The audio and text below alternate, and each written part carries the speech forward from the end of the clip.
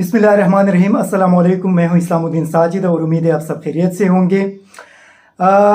आज चूँकि इमरान खान साहब ने अपने लॉन्ग मार्च के अख्तिताम का ऐलान किया, कल जब वो इस्लामाबाद रात को पहुँचे, आप सारे लोगों ने देखा कि एक बड़ा मुश्किल मरहला था सारे लोगों के लिए जो उस मार्च का हिस्सा थे, क्योंकि बदतरीन शिलिंग का उनको सामना करना पड़ा। लेकिन आज काफ़ी सारे जो मेरे जर्नलिस्ट दोस्त थे, उनके मैसेजेस आ रहे थे उनके ऐलान के बाद कि उनका समंदर किधर चला गया। वो तो ये कह रहे थे कि मैं 20 लाख लोगों को लेके आऊँगा, मैं वो करूँगा, ये करूँगा। तो मैं चाहता हूँ कि आज के प्रोग्राम में मैं 2 टॉपिक्स पे बात करूँगा, एक इमरान खान साहब के लॉन्ग मार्च का, और दूसरा जो आज कौमी असम्बली के अंदर ओवरसीज़ पाकिस्तानी से उनके वोट का हक छीना गया, तो उसी पे भी आखिर में बात करेंगे। सबसे पहले तो मैं अपने दोस्तों को ये बता दूं कि मुझे इस बात पे बड़ा सुकून है और बीइंग ए जर्नलिस्ट मुझे इत्मीनान भी है कि कम से कम अगर इमरान खान को मैंने सपोर्ट किया है तो मैंने हक का साथ दिया है। क्योंकि इस चीज़ का देखिए, जब उनकी हुकूमत को गिराया जा रहा था तो सबसे पहले मुझे ये बताया जाए कि उनकी हुकूमत को किस मकसद के लिए गिराया गया। क्या उसका मकसद ये था कि मुल्क के अंदर जो महंगाई थी उसको ख़त्म कर दिया जाएगा? क्या उसका मकसद ये था कि मुल्क के अंदर कोई और इनकलाब लेकर कोई बंदा लेकर आया जाएगा? वो महंगाई तो उससे और भी ज़्यादा बढ़ गई। डॉलर आप देख ले कहाँ तक पहुँचा। आप मुल्क के अंदर जो स्टॉक मार्केट की सिचुएशन है उसको देख ले। मतलब हर इदारे की सूरत हाल को आप देख ले किधर हम पहुंच गए। बाकी मुल्क के अंदर आप देख ले, जब से ये लोग आ गए हैं तो उनका सारा जो फोकस है अपने केसेस को ख़त्म करने के हवाले से है। मतलब अगर ये कौम के हवाले से सोचते थे कि वो कौम के लिए कुछ करेंगे, तो अब फिर अभी तक तो कुछ ना कुछ तो होना चाहिए था। लेकिन अभी तक उनके सूरत हाल आप देख ले कि कोई एक भी ऐसा कोई डिसीजन नहीं हुआ जिससे कौम और मुल्क को कोई फ़ायदा हो, सिवाय इसके कि FIA को ये अहकाम जारी करे कि उनके खिलाफ अदालतों में जो केसेस है उसको ख़त्म कर दिया जाए, या जो आसिफ अली जरदारी की ख्वाहिश थी कि ओवरसीज़ पाकिस्तानी को जो हक दी गई है उनका वो उनसे वापस लिया जाए, या जो नैब के अंदर जो इख्तियारात है उसको ख़त्म कर दिया जाए। इस पर हम बाद में बात करेंगे कि उसमें क्या कुछ अमेंडमेंट्स आज की गई है। लेकिन एक बात मैं आपको क्लियर कर दूं कि रमज़ानुल मुबारक के महीने में जब मैं तुर्की में था तो उस वक्त मैंने अल्लाह ताला से ये एक दुआ की थी कि अल्लाह आप मुझे सही रास्ते पे लेकर जाए। अगर ये बंदा हक पे है तो आप मुझे हिम्मत दे कि मैं उनको सपोर्ट करो और उनका साथ दो। और बीइंग ए जर्नलिस्ट, क्योंकि जर्नलिस्ट की ये जिम्मेदारी होती है कि हमेशा वो हक के साथ खड़ा रहेगा। जर्नलिस्ट कभी भी मतलब नाजायज़ का साथ नहीं दे सकता। जहाँ पे वो उनको हक नज़र आए वो कौम के सामने उसी हक को सामने लेकर आएंगे।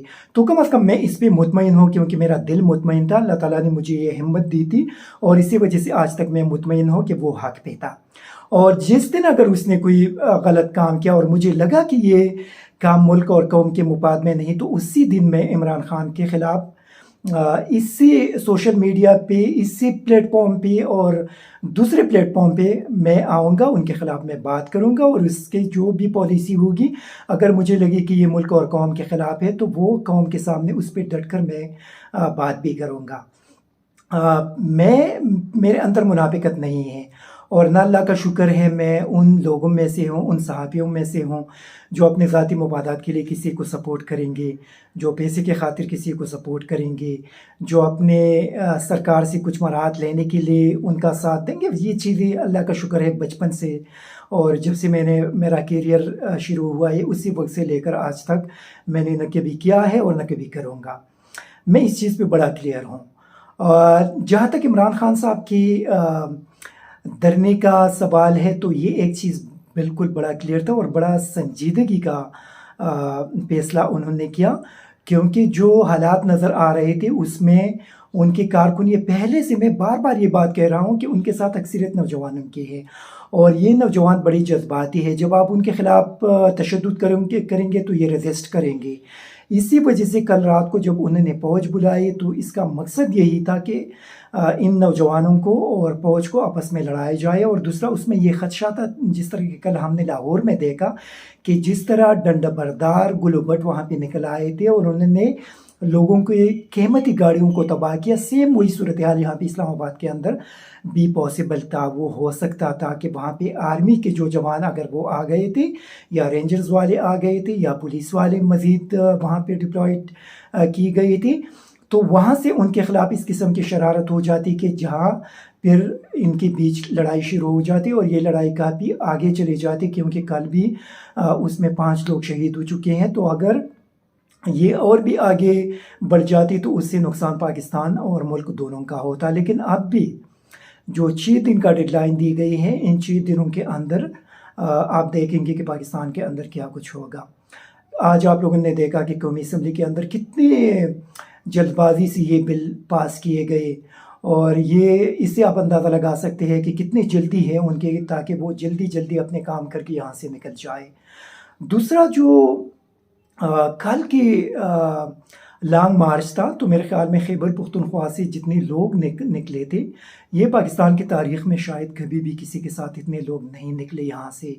और वो भी जो जिनकी वीडियो सामने आई थी वो सिर्फ पेशावर, उसके जो सेंट्रल डिस्ट्रिक्ट है और जो मलाकन डिवीज़न है वहाँ से लोग निकल आए थे। हज़ारा डिवीज़न और जो जनूबी अजला के लोग थे वो ऑलरेडी वहाँ पे पहले से गए थे, वो इनके जुलूस से आगे निकल गए थे और वहाँ पे पहुँच गए थे।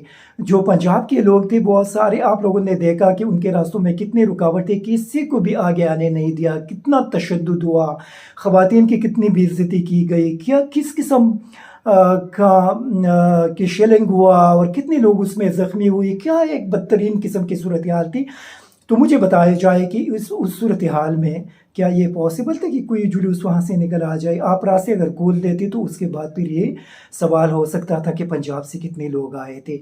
लेकिन कम अज़ कम खैबर पख्तूनख्वा ने साबित कर दिया कि जो लोग कह रहे थे कि 5000 लोग हैं, 200 लोग हैं, 300 लोग हैं, तो उन्होंने देख लिया कि खैबर पख्तूनख्वा से कितने लोग निकले थे और कितने लाखों के तादाद में थे। वो तो पूरी दुनिया ने वो वीडियोज़ भी देख लिए हैं।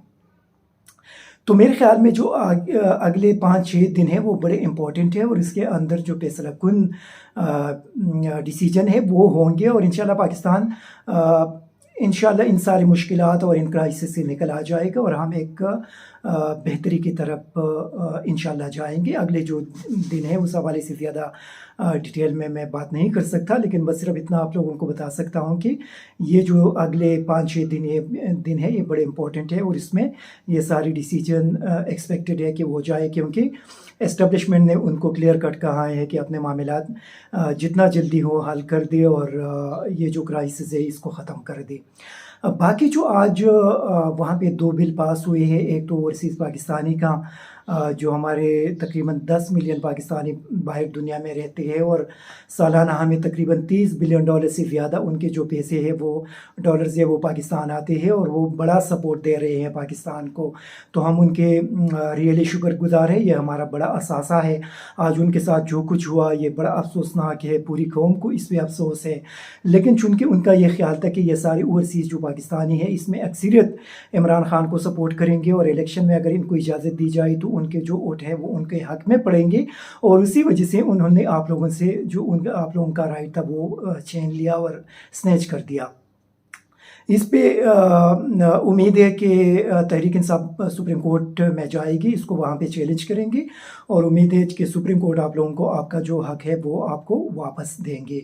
एक जो EVM मशीन का है, देखिए पाकिस्तान के अंदर धांधली के हवाले से काफ़ी सारी ये जो हम शिकायतें हर इलेक्शन के बाद होते रहते हैं, तो ये एक बड़ा अच्छा सिस्टम था कि इसके ज़रिए वो सारी शिकायत ख़त्म हो जाते थे। लेकिन इससे ज़ाहिर होता है कि जिन लोगों ने आज उसको वापस कर दिया तो वो चाहते हैं कि पाकिस्तान के अंदर शफाफ जो इलेक्शन है वो ना हो जाए, और इसका एक बड़ा क्लियर यही एक मकसद है। दूसरा मकसद इससे नहीं लिया जा सकता, क्योंकि इसके ज़रिए जो मेरा वोट है, आप लोगों का वोट है, वो हम जिसको देना चाह रहे हैं उसको मिलेगा। आपके और हमारे वोटों के ऊपर कोई भी डाका नहीं डाल सकेगा। तो ये तो क्लियर है कि ये लोग शफाफ इलेक्शन नहीं चाहते, इसी वजह से ये सारी चीज़ें हो गई हैं। दूसरा जो नैब के इख्तियारात कम की गई है, ये भी बड़ा अफसोसनाक है। मतलब जो बड़े बड़े प्रोजेक्ट्स हैं उसमें आप नैब कोई एक्शन नहीं ले सकेगा। अभी इनके मर्ज़ी है, मतलब जितना लोग कमीशन ले, जितना उसमें पैसा कमा सकते हैं लोग। अगर टैक्सेस नहीं देना चाहते, टैक्स को छुड़ा ले, जो कुछ भी करे, उनके खिलाफ कोई कार्रवाई नहीं होगी। देखिए, इससे पाकिस्तान की बदनामी हो रही है पूरी दुनिया के अंदर। हम क्या मैसेज दे रहे हैं दुनिया को? हम यही मैसेज दे रहे हैं कि हम करप्शन को मतलब उसके लिए रास्ते बना रहे हैं, उनको फ़रोग़ दे रहे हैं, और जो लोग इस किस्म की चीज़ों में मुलविस हैं उनको बचा रहे हैं। ये तो हम अपने मुल्क के साथ कोई इंसाफ नहीं कर रहे, बल्कि हम ज़्यादती कर रहे हैं। ये क्लियर कट बात है कि अगर वहाँ भी आप इस किस्म के तरामीम लेके आए कि उससे आप नैब को मज़ीद मजबूत करें और उसको अकाउंटेबल बनाए, उसको पार्लियामेंट के सामने अकाउंटेबल बनाए। अगर वो कोई गलत काम करेंगे तो कम से कम पार्लियामेंट के साथ ये इख्तियार हो कि वो उनसे बात कर सके। लेकिन आप ये भी करें कि नैब का जो भी केस है वो विदिन 3 मंथ्स उसका फैसला होगा। कोई भी 6 महीने और 1 साल तक किसी भी केस को नहीं खींचा जाएगा। इस किस्म के आप मजबूत तरामीम लेके आए ताकि आप इदारों को मजबूत करें। आप तो इदारों को मज़ीद मतलब पावरलेस कर रहे हैं, उनसे इख्तियारात ले रहे हैं। तो आप क्या मैसेज देना चाह रहे हैं? पाकिस्तानी अवाम को आप लोगों ने क्या मैसेज आज दिया? यही मैसेज दिया कि हर कोई बंदा यही सोच रहा है कि उन्होंने अपने आप को बचाने के लिए नैब के जो इख्तियारात है वो ख़त्म कर दी। तो कम से कम ये सियासतदानों से मेरा रिक्वेस्ट है कि इस मुल्क पे आप लोग रहम करें। ये आप लोगों का मुल्क है। अगर ये पाकिस्तान रहेगा तो आप लोग सियासत करेंगे। अल्लाह न करे अगर पाकिस्तान न रहे तो आप लोग क्या करेंगे? आप तो पाकिस्तान के अंदर भी नहीं रह सकते। आपकी तो सारी जायदादी बैरूनी दुनिया में है, जाकर वहाँ पे आप आराम से मज़े से ज़िंदगी गुजारेंगे, अपने घरों में रहेंगे। लेकिन हमारा तो ये मुल्क है, हम तो कहीं नहीं जा सकते बाहर। तो कम से कम हमारे साथ तो ये जुल्म न करे कि यहाँ पे आप हमारे इदारों को तबाह कर रहे हैं। ये क्या मजाक है इस मुल्क के साथ? ये क्या कुछ आप लोग कर रहे हैं इस मुल्क के साथ?